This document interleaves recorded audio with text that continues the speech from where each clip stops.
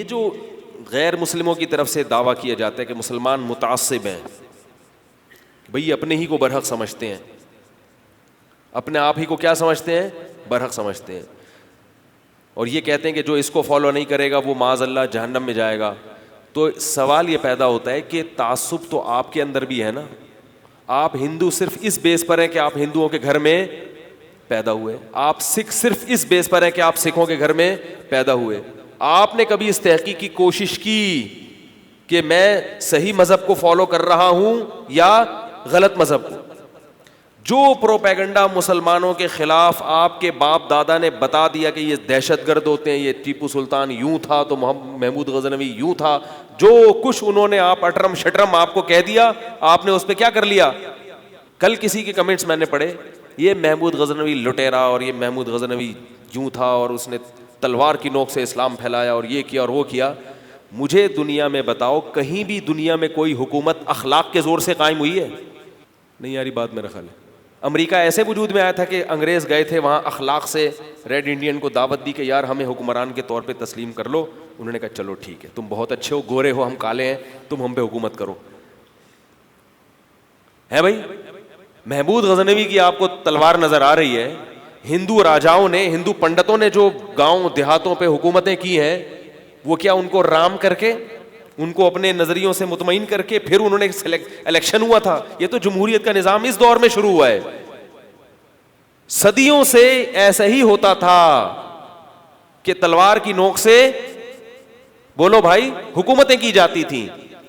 تو اصل سوچنے کی چیز یہ نہیں ہے کہ کس نے تلوار کی طاقت سے حکومت کی ہے، اصل یہ ہے کہ کس نے تلوار کا صحیح استعمال کیا اور کس نے تلوار کا غلط استعمال کیا. کس نے تلوار کی نوک سے توحید کا نظام قائم کیا، زنا کو معاشرے سے ختم کیا، شراب کو ختم کیا، ہندو عورتوں کو جلایا جاتا تھا، اس نظام کو ختم کیا، انصاف کا نظام معاشرے میں قائم کیا.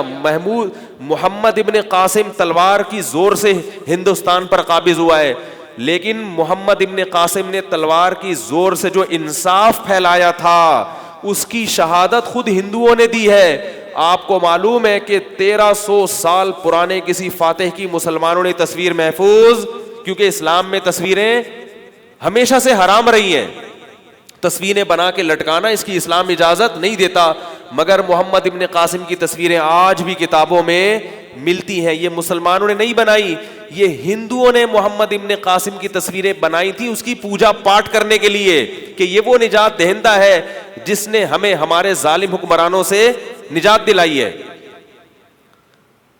تو یہ ایک 5ویں کلاس کے بچے کو یہ بات سمجھاؤ تو سمجھ میں آ جائے گی، اور آپ پی ایچ ڈی کے یعنی کیے ہوئے ڈاکٹر ہیں اور آپ اس پروپیگنڈے سے متاثر ہو رہے ہیں کہ مسلمان کیا ہوتے ہیں؟ دہشت گرد. یہ تلوار سے انہوں نے دنیا میں سب کچھ پھیلایا ہے،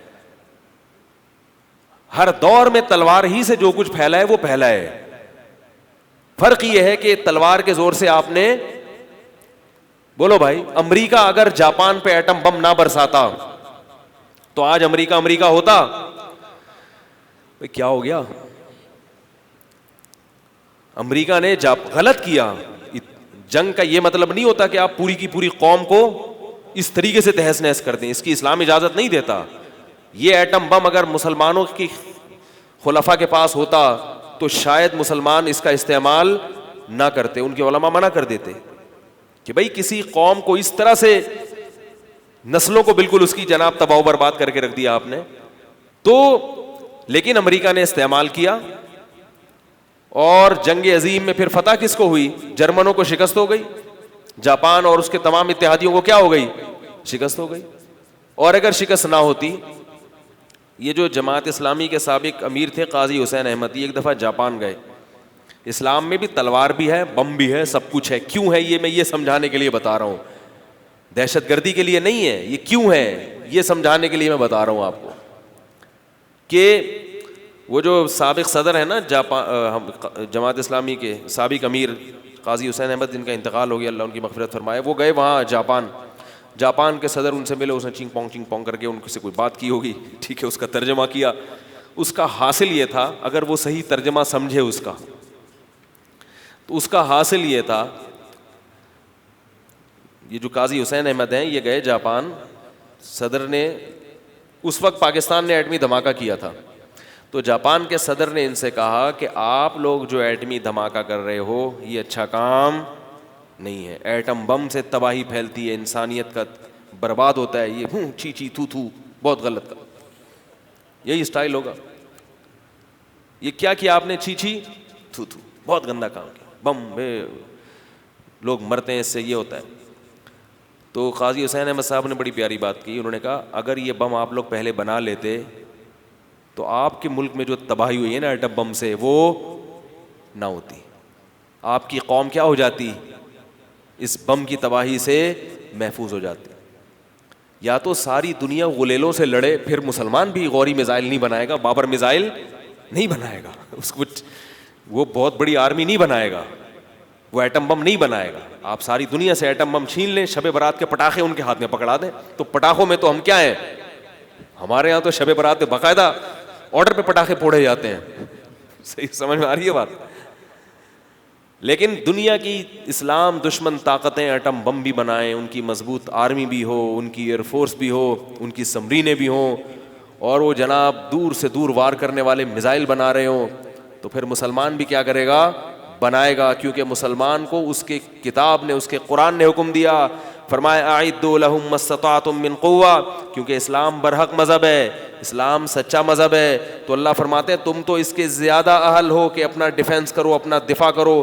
فرمایا اتنی طاقت جمع کرو, اتنی طاقت جمع کرو, ترہبون بہ عدو اللہ وعدوکم, اس طاقت کو دیکھ کر دشمن تھر تھرانے لگے, لڑنے کی نوبت نہ آئے, وہ سمجھنے لگے بھائی ان سے لڑنا ہی حماقت ہے ان لوگوں سے.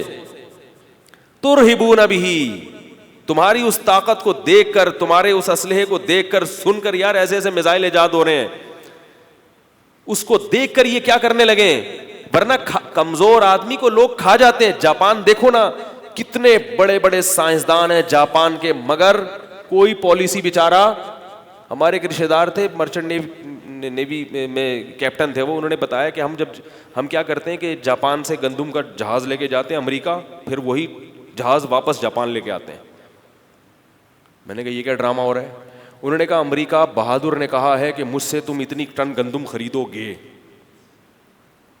اب وہ ان کے کیلکولیشن میں وہ اتنے ٹن گندم جاپان نے نہیں خریدی, اور ابھی گندم ہے نہیں, تو لاؤ دو اور خریدو ہم سے. بدماشی ہے, تاکہ ہمارے جو کاغذات میں جو ہے نا حساب کیا ہو جائے. کاغذات جیسے ہوتا ہے نا, آڈٹ جب ہو رہا ہوتا ہے نا سال کے آخر میں, تو وہ حساب فٹ نہیں بیٹھ رہا ہوتا, تو کچھ مصنوعی خرید و فروخت ہو جاتی ہے. یار یہ اس کے کھاتے میں ڈال دو, یہ پیسے جو ہے نا یہ پتہ نہیں کہاں چلے گئے. ایسا ہی ہوتا ہے نا کمپنیوں کا جب آڈٹ ہوتا ہے, یار یہ تو پیسے 1 کروڑ روپے کم ہو رہے ہیں, تو ایسا کرو یہ فرض کر لو کہ یہ اس کی یہ وسیم بھائی نے کیا خریدی ہے, یہ خریدی ہے, یہ 1 کروڑ روپے ہم نے ایسے کیے. تو اس طرح کے فرضی وہ کی جاتی ہے. تو جاپان بیچارہ کیا کر رہا ہے, گندم کے ٹرک بھیج کے امریکہ سے خرید رہا ہے, تاکہ ان کی جو سالانہ جو برآمد ہے وہ حساب کتاب میں کیا ہو جائے, کتنا کمزور ہو گیا. حالانکہ امریکہ بھی جاپان کی چیزیں استعمال کرتا ہے, سائنس ٹیکنالوجی میں امریکہ سے آگے, مگر غلامی کس کی, امریکہ کی.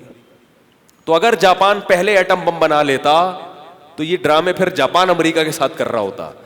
تو اسلام گراؤنڈ ریئلٹی کو دیکھ کے چلنے کا حکم دیتا ہے, کیونکہ برحق مذہب ہے. ایسی باتیں نہیں کرے گا کہ ایک تھپڑ مارو تو دوسرا گال بھی اپنا آگے کر لو, ایسا نہیں کرے گا. تو برحق مذہب ہے تو وہ تو کہے گا بھائی جب تم دین برحق پہ چلتے ہو تو تمہیں زندہ رہنے کے لیے, اپنا وجود برقرار رکھنے کے لیے تمہیں اسلحہ جمع کرنا پڑے گا. تو بات اس پر ہونی چاہیے کہ برحق ہے یا نہیں ہے.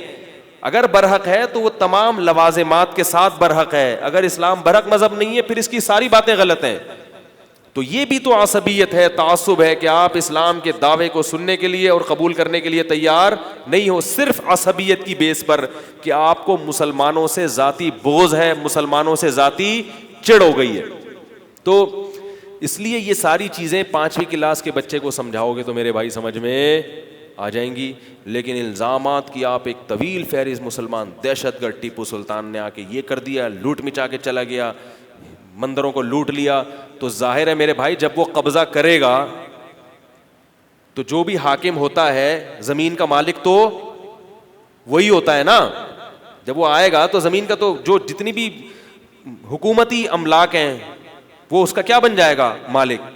تو یہ ایک واقعہ نظر آتا ہے محمود غزنوی کا, لیکن ایسے لاکھوں جو ہندوؤں کی مندر محفوظ ہیں, 1000 سال ہندوستان پہ مسلمانوں نے حکومت کی ہے, مسلمان چاہتے ایک بھی مندر باقی نہیں چھوڑتے, اور جتنے سونے کے بنے ہوئے بت ہیں سب جلا کے لے جاتے.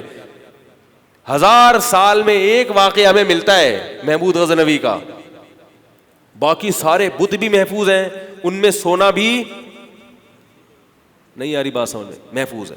تو جنگ کے دوران کے اصول کچھ اور ہوتے ہیں, جنگ کے بعد اصول, جب مسلمانوں کا قبضہ ہو گیا پھر مسلمانوں نے حفاظت کی ہے. اس پہ انگریزوں نے لکھا ہے, انگریز نے لکھا ہے کہ ہندوستان میں آنے سے پہلے جو مسلمانوں کے اور ہندوؤں کے حالات تھے وہ انگریز کے آنے کے بعد اتنے اچھے حالات نہیں تھے. انگریز نے یہ بات کا اعتراف کیا کہ مسلمانوں نے جو ہندوستان پہ حکومت کی ہے ایسا مثالی امن قائم کر کے دیا ہے اور ایسی مذہبی آزادی دی ہے کہ ایسی مذہبی آزادی اس کے بعد کبھی بھی ہندوستان میں قائم نہیں ہوئی. اب کیا ہو رہا ہے ہندوستان میں؟ یہ مذہبی آزادی ہے. دیکھ نہیں رہے آپ کیسے کلپ آ رہے ہیں, زبردستی اس کو وہ پتہ نہیں کون سا ان کا نعرہ ہے, ماترا جی کچھ اس طرح کا نعرہ ہے, وہ زبردستی لگوایا جا رہا ہے. یہ تو پوری دنیا دیکھ رہی ہے. تو اس لیے یہ صرف اور صرف کیا ہے؟ پروپیگنڈا ہے. بات بہت لمبی ہو گئی, تو اللہ تعالیٰ ہمارے ایمان کی حفاظت کرے اور اس کی کوشش کیا کرو اللہ ہمیں جہنم کی آگ سے بچا لے. تو ہم بھائی اپنے بارے میں بھی ڈرتے ہیں کہ اللہ ہمیں بچا لے, غیر مسلموں کو بھی کہتے ہیں کہ چھوڑو یہ بحثوں کو, صحیح ہے نا, تحقیق کرو بالکل نیوٹرل ہو کے. خدا کی قسم تمہیں اسلام میں سکون نظر آئے گا, مزہ نہ آئے پیسے واپس.